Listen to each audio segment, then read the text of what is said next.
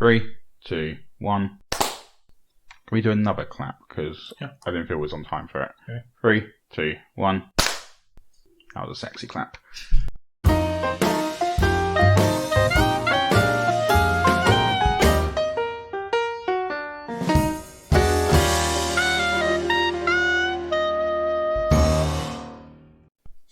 Hello and welcome back to the No Format Required podcast, homage edition to movies to take into the afterlife.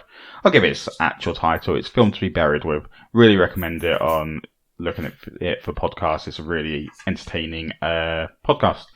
Still with me is Charlie. Hello. If you're confused about anything this week and didn't listen to last week, that'll be why, because this is a two-part episode. Our first ever two-parter. So we ended last week with Charlie getting really confused. And I'm just still as confused as I was.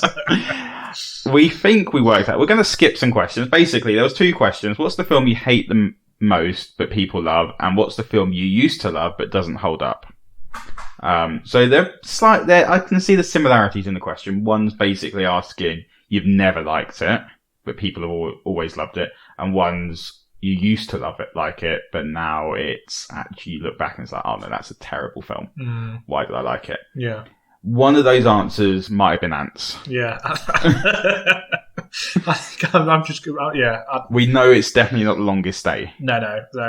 Yeah. Charlie enjoys Definitely, that film. I do enjoy that film. Yeah. No, that was an answer for another question.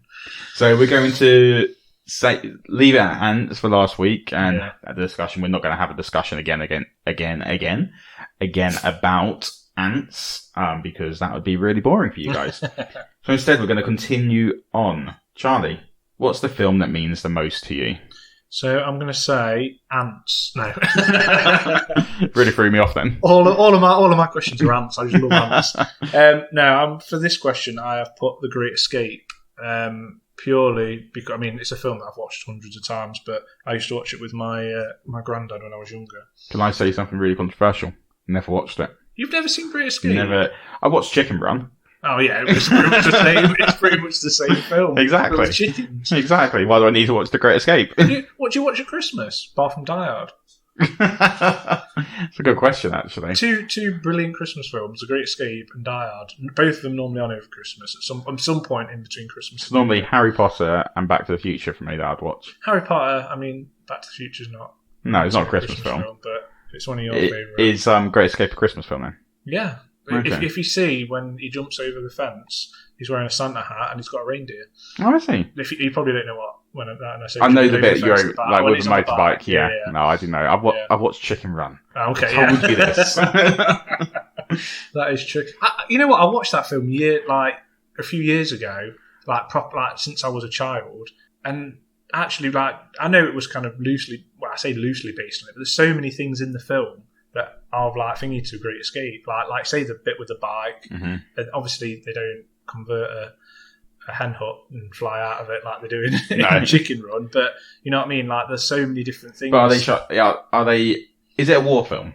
The Great Escape. Yeah. So World War II. Yeah, World War II. So are they in a prisoner of war camp? Yeah. Yeah. So effectively, the chickens are in a prisoner of war camp and being taken to execute to death. Yeah. So it is the same film. In retrospect. There's a lot of little there is it's majority of the cast are British, like they are in Chicken Run. Apart from Mel Gibson. No. Oh no, I was on about. Chicken Run. I'm on about. Oh, sorry. I'm moving it back to Great Escape. I'm trying to get rid of Chicken Run. You brought up Chicken Run. I know. There's a sequel to it. I watched it the other day actually. Oh, Still holds up. Is it? I think it's because it's all stop motion and made with clay and whatnot. You haven't got the dodgy, clunky CGI of a 90s film, and actually surprisingly a good film. They're making a sequel, like I say, for Netflix. Oh, okay. But, Mel Gibson and I want to say Imelda Staunton aren't returning. Oh, okay. Whoever plays the main woman. In it. She got told that she's too old for to play the character now. To play a chicken. And with Mel Gibson, they don't agree with his anti-Semitic rants. Okay. So I could maybe understand that one. But okay. But yeah, back to The Great Escape. But no, I used to watch it with my granddad. I used to watch a lot of war films. Hence, we'll talk about the other one. But I think that's why it means the most to me.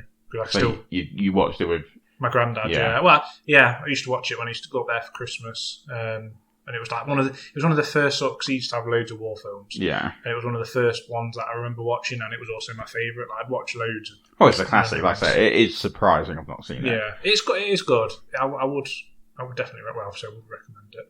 Is it? Does it still hold up as well? Yeah, I think so. I say that, but I like war films. Like, for someone who's not massively into it, like, I mean, I say that Lauren likes it, and she's not massively into it. Doesn't he abandon the whole camp, the whole thing? Well, at one point he does, yeah. Okay. So he sort of leaves. Again, spoilers if you've not seen it. But yeah, he's wanting to get out. The main guy, Stephen Queen. Oh, sorry, I thought he was on about Mel Gibson.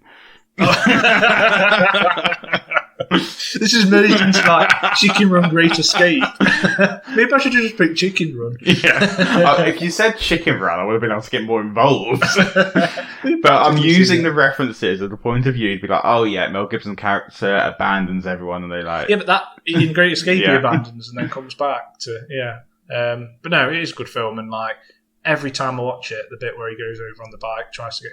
There's always for a second I think he's going to make it, even though I know he won't because. He doesn't. Oh, does he not? Oh, okay. He doesn't. I've ruined it for you there. Yeah, You spoiler. now. Sorry, like I said, this episode's full of spoilers. But yeah, every time I always think he's going to make it, and obviously he never does. But yeah, no, it's good. I mean, yeah, the cast. I mean, there's a lot of old. Well, I say old actors. They were young actors at the time. But there was there's a few people that I've watched who I don't realise. Do you ever watch 8 Simple Rules? Oh yeah. There was. Do you remember when I forgot what his name is? James. I'm gonna have to get the cast up. When the dad dies and the granddad comes to stop with him. Yeah. The one that plays the granddad, he was in The Great Escape. Okay, I don't remember who that was, but I've got the cast list here: James Garner, Richard Attenborough, James Garner. That's one. Charles Bronson. Yeah. Richard Attenborough. Yeah. James Coburn. Who's a lot of Western. See David McCullum, who is also in CSI. If you watch, is it CSI? No, NCIS. Oh, okay. He plays the doctor or the lab assistant. Not lab assistant. He's like. Oh, I can't. I'm in not in NCIS. I can only think of Abby, who's a gothic woman. Yeah, so she's in it. I think he's like he's some sort of like doctor when they come for CSI stuff. Okay. He sort of comes, but yeah, Mum had a big crush on him. He was in Man from U.N.C.L.E., the original Man from U.N.C.L.E. Oh, Again, okay, these are along. Yeah, I mean, to be honest, a lot of them I don't. I had Nigel Stock and Gordon Jackson. I know them from that, but I don't know what they've done since. Yeah, exactly. But yeah, no, that's the reason.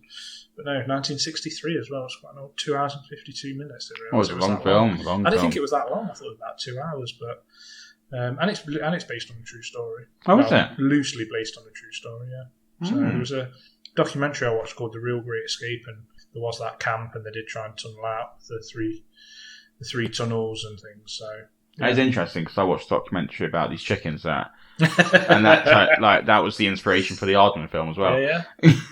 Maybe it was based on Chicken Run. Maybe, even though it was filmed like a few 30 years after. Yeah. But yeah. Nice, good answer. I like that answer, and gave us a lot of amusing stories there. Right, Charlie. We all want to know, what's the sexiest film you've ever watched? See, again... Charlie's gone bright red. Yeah, I have gone bright red. I couldn't particularly think... This is one that I struggled with anyway. Because, I don't know.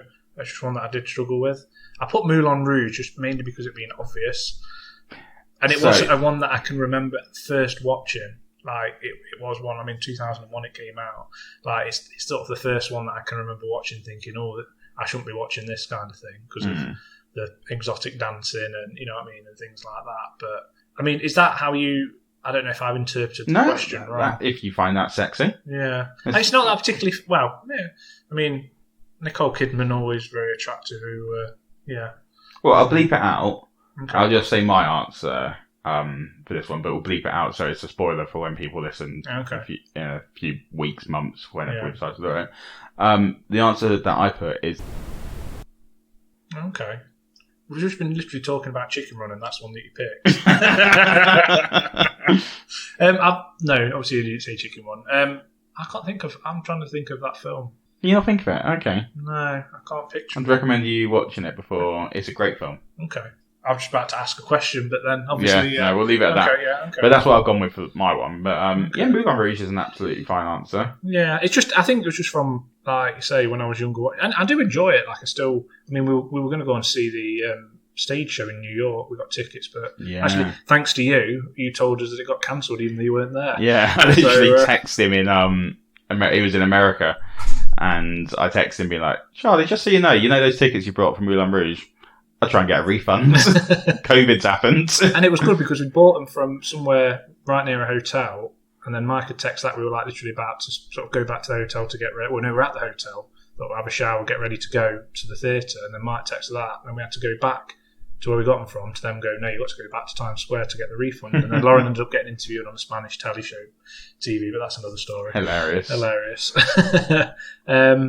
But yeah, no, it still holds up. Like, I do. It was between that and Chicago.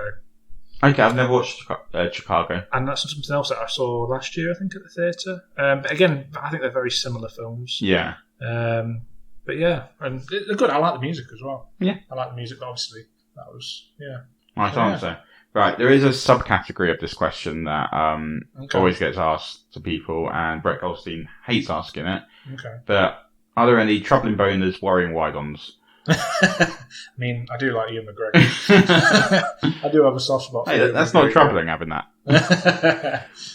Not really. What, for this particular film or just any? No, any films that... No. Like, so things that people... Like, a common one that people say is the free-breasted woman from Total Recall. You know what? Things that you find attractive but definitely shouldn't have done. That is one that I was thinking of, but I couldn't remember which film it was from. Okay. And then I thought, I'm just going to say Moulin Rouge because I didn't really know masses about that. Because I know they did the thing of Total Recall, but I don't think I've ever seen the original. So I thought, well, I don't really. But that character's in the new one as well. I've not seen the new one. Yeah, I'm sure she is. But I know your answer where you gave us an example. I don't want to say it in case that's your answer. What did I say?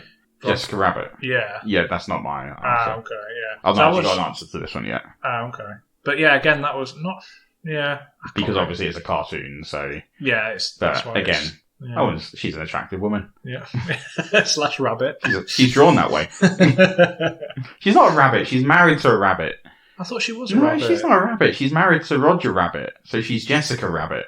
That's even weirder, though. So then she's like with a rabbit. So there's a bit of bestiality. It's cartoon world. Oh, yeah, exactly. So basically, your worrying boner for that one might be the idea of a threesome with Jessica Rabbit and Roger Rabbit. Yeah, that would be very worrying if I found that in that situation. Difficult to have an answer to that one. No, it is a difficult one that some people struggle with on the podcast. Right. Next question. The film that you most relate to. So I took this as in me. I assume me personally relate to. It's got to be Rocky. Yeah. Because I'm an avid boxer. Yeah. And no, it's not. And you Rocky. own pet rat. I know. Yeah. Yeah. You got a rat in it? Yeah, I think he does. Yeah. No, so I put the In-Betweeners movie because I think that's very much. I think that is a fantastic answer. Yeah, I think because I was thinking about it, and I was thinking these films that I like, but they're not me. Like I can think of all these like war films I like or Star Wars. I'm not a Jedi. I'm not action and stuff. But I thought In-Betweeners that very sums up. So it's just started raining outside, and I'm really annoyed because I'm around Charlie's right now. Well, around his mum and dad's, and I've hung my washing up before I came around. So there's nothing I can do. My washing's about to get soaked. So anyway, I got a bit distracted. So yeah, In-Betweeners movie. In-Betweeners, yeah, because I think like my childhood was probably based. Well, I say based on it. There's a lot more similarities to any other film that I can think of. I always used to joke about that when I used to go out into Rock City. I don't know if I can say the name of the club. Can I say the name of the club? Yeah, Rock City in where we live. It was like a nightclub that we all used to go to on a Friday, Saturday night. And I always used to say that I was sort of stood in the corner where the lights were flickering and the water was like dripping on me. So there was no women ever coming over to me whatsoever.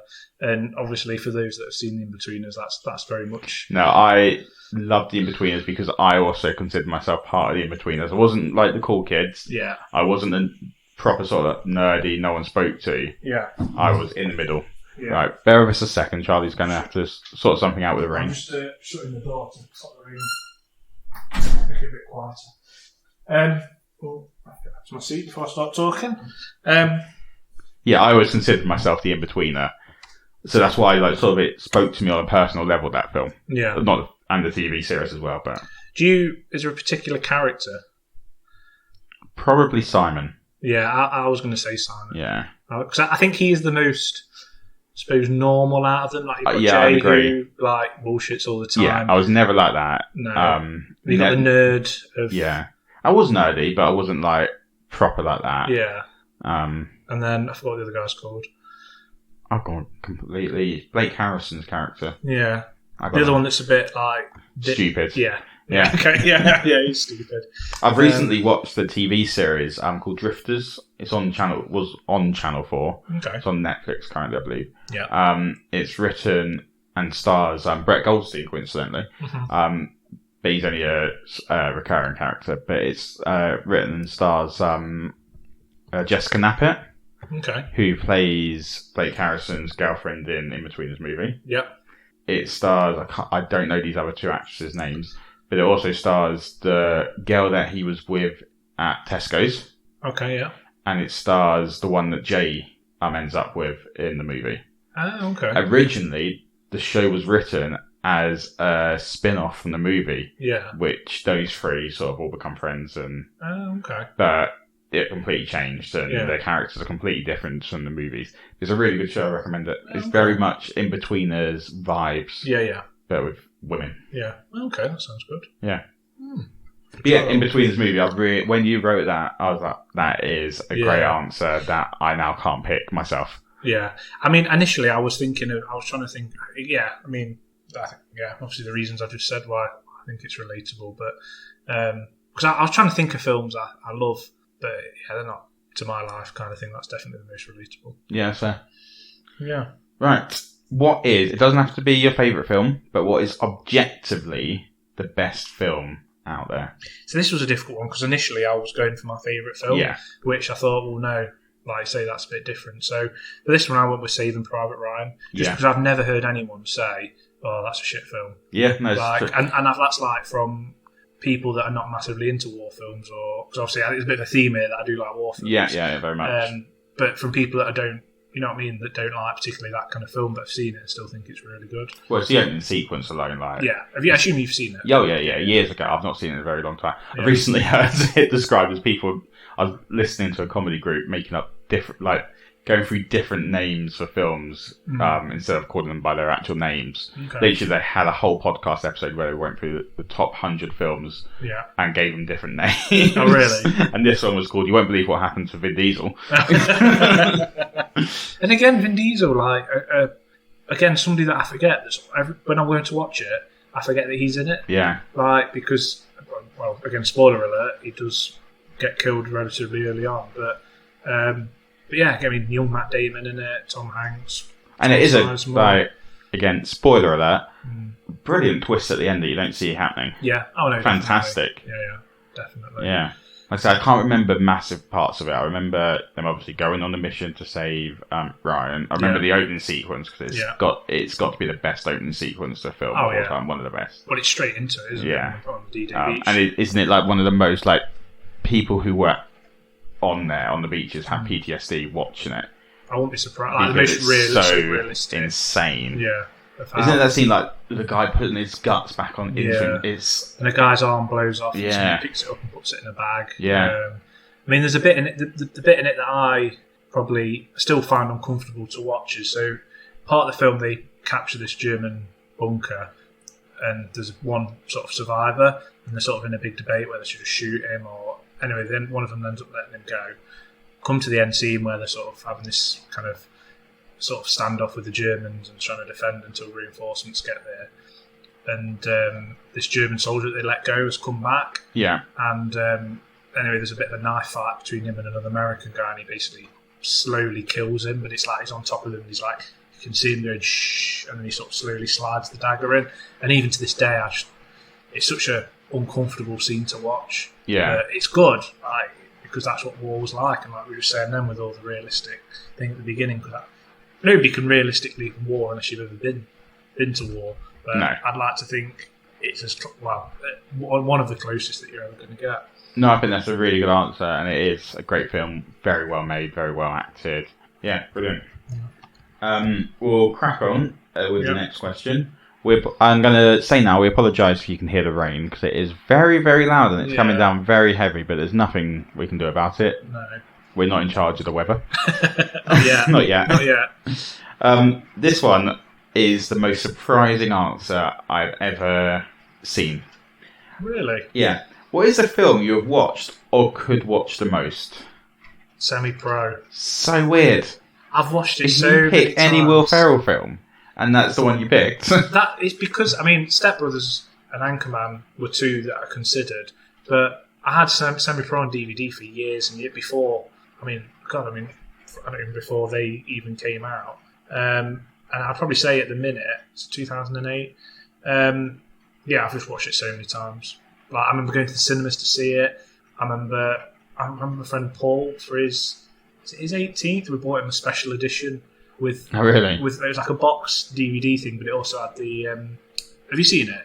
Yeah, I've seen it once. You've seen it once. And I have no sort of desire to go back to it. Oh, and then there's a bit in it where the reason that Will Ferrell Jackie Moon makes his money is he releases a song called Love Me Sexy. And this special edition, I'm sure it had the CD version of the song really? on it. But I love that song. I've got it on my iPod. I love listening to that song. Does Will Ferrell perform it on the soundtrack? It's him singing. I'm sure it is him singing. And there's like a music video for it. It's such a good film. One scene I do remember is him inventing the alley-oop. Oh, yeah. And everyone's shocked because they just saw a man fly through the sky and they instantly rule it out as a foul. Instantly he goes like, but how can it be a foul? No one understands what they've just seen with just a simple alley-oop. Yeah. So when he comes back and he gets knocked out and his mum gives him the gift of the alley-oop. Yeah. But Woody Harrelson in that again.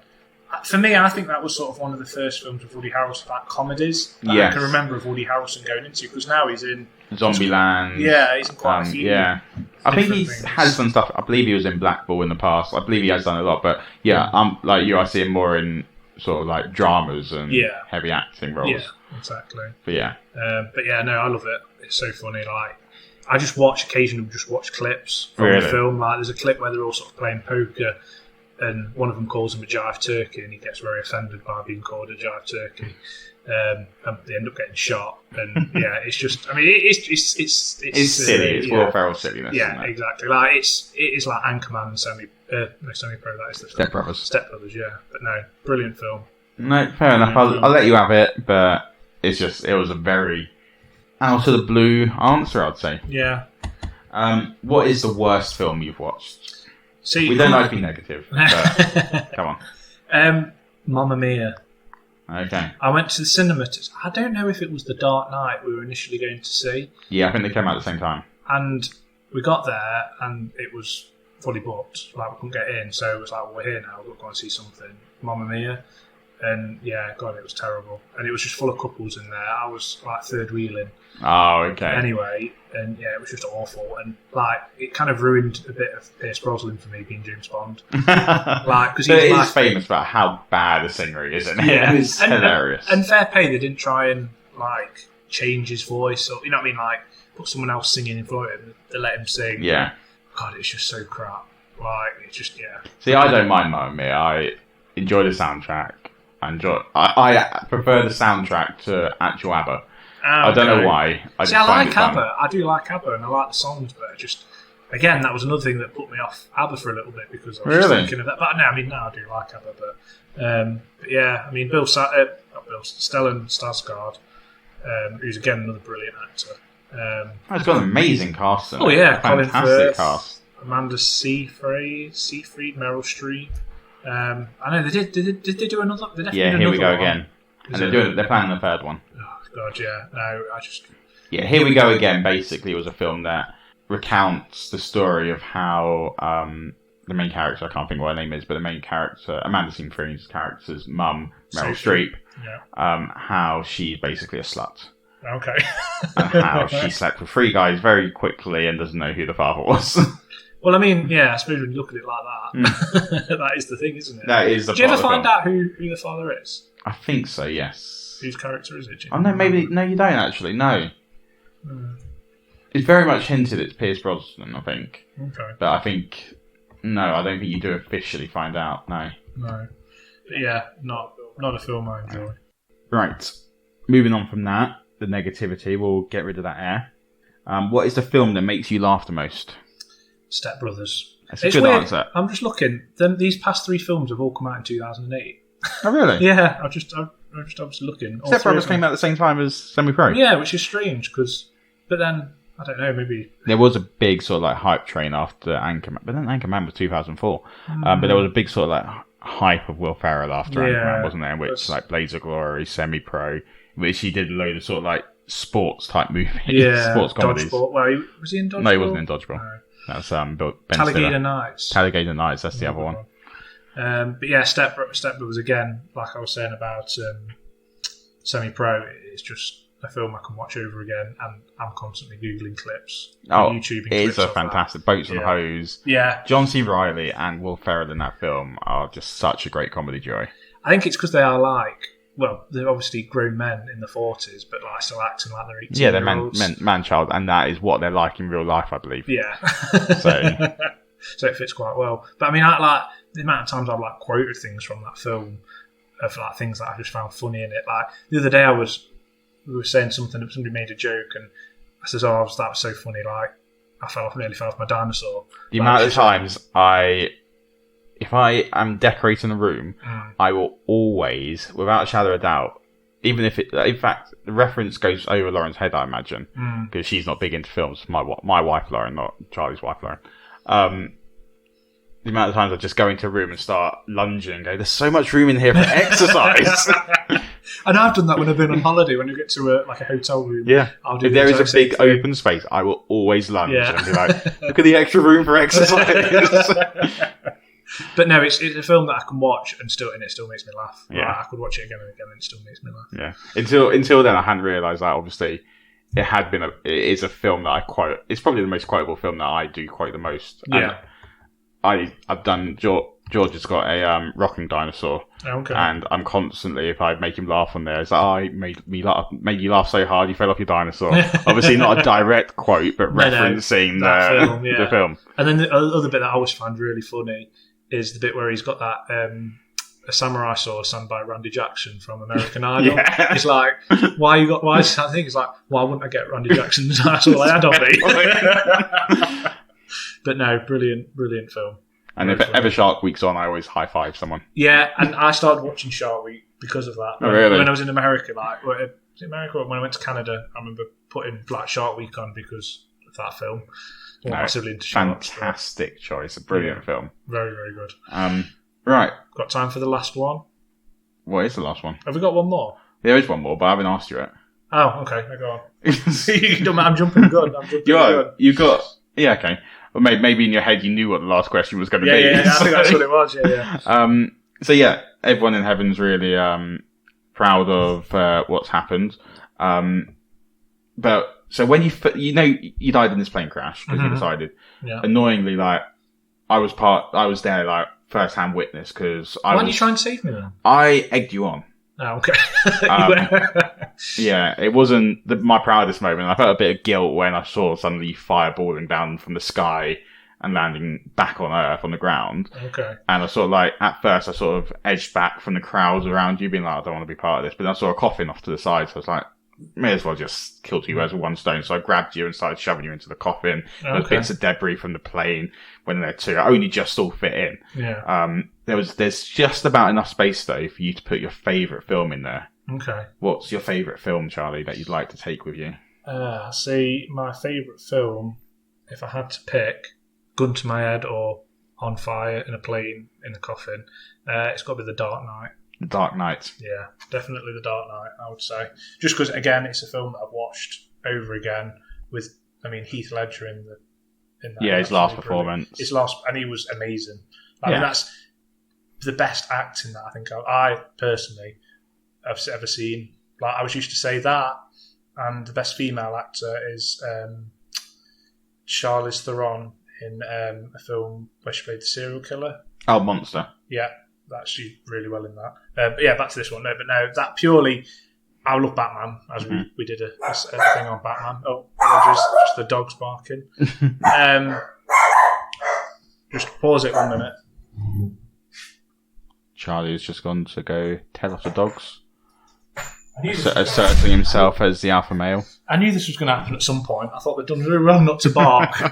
But yeah, I mean, just alone on Heath Ledger's performance as the Joker, is one of the reasons why it's my greatest. Yeah, and Christian Bale is like the ultimate Batman. There's so many definitely. Brilliant sequences in the film. Yeah. Christopher Nolan is what made him like the biggest director of the moment, almost. Yeah. He's just so many great cinematic choices in that film. Soundtrack by Hans Zimmer, I believe, is just phenomenal. Yeah. Yeah, I agree. It's a brilliant choice. Yeah, it is. And I wish, I did read a rumour that Christian Bale said that he would come back as Batman, but only if Christopher Nolan asked him to do it. Oh, really? So it sort of defeats the ending of The Dark Knight Rises. Yeah, it does. But then they've not really done anything with that. They've kind of left it. They teased potentially Robin, didn't they? Yeah, but then I don't know how would you bring him back into it. Like you say, I see what you mean though. It does kind of because he's retired and he's and obviously the whole idea is he dead or did he just go off to Paris with Catwoman? Yeah. What's your view on that one? Do you think he's dead? Oh, no, but I don't think he is dead.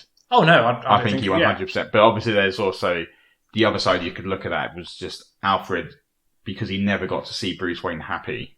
So he's imagining Bruce Wayne happy, and he chose to stop being Batman, which obviously Alfred was always trying to get Bruce Wayne to do, stop being Batman.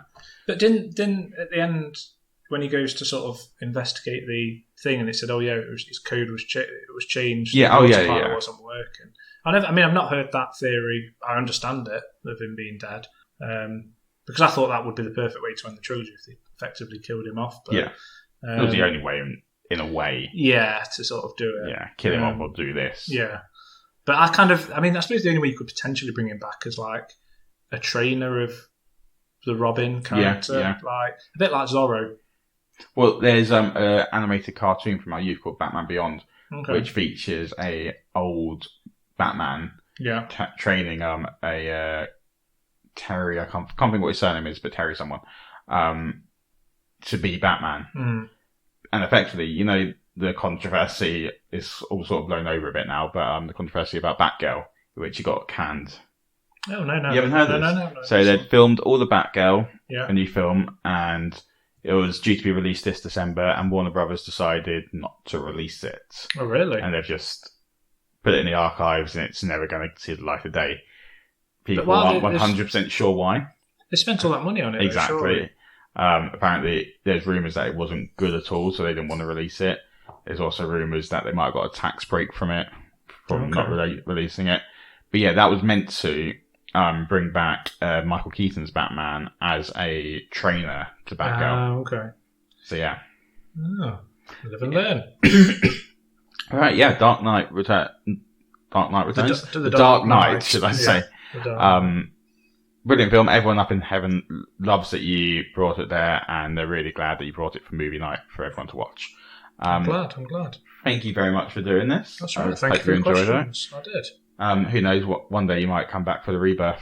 I might do. Time will tell. Not only time will tell. Right. Next week, I don't know what we're going to do. But we'll see. We'll plan something and we'll put out an episode. Yeah. Right. We'll see you next week, guys. Bye. See you later. Bye.